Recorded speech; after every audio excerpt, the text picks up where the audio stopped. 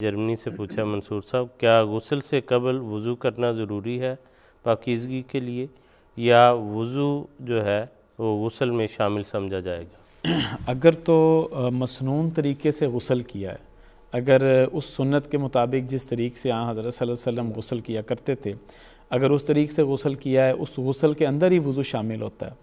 तो अगर उस तरीके से आपने गुस्ल किया है तो उसके बाद नया वज़ू करने की ज़रूरत नहीं है। चुनांचे हज़रत आयशा रज़ी अल्लाह तआला अन्हा बयान फरमाती हैं कि काना ला यतवद्दा बादल गुस्ल के आसलम गुस्ल के बाद दोबारा वज़ू नहीं किया करते थे। तो इससे ये बात वाज़े हो गई। लेकिन अगर कोई वैसे सिर्फ पानी डाल के आ जाए, नहा के आ जाए, ना नीयत हो वज़ू करने की, ना गुस्ल करने की नीयत हो, तो महज़ पानी ऊपर डालने से ये नहीं होगा कि वज़ू भी हो जाएगा और गुस्ल भी हो जाएगा। उसके लिए फिर बाद में नमाज से पहले वज़ू करना पड़ेगा।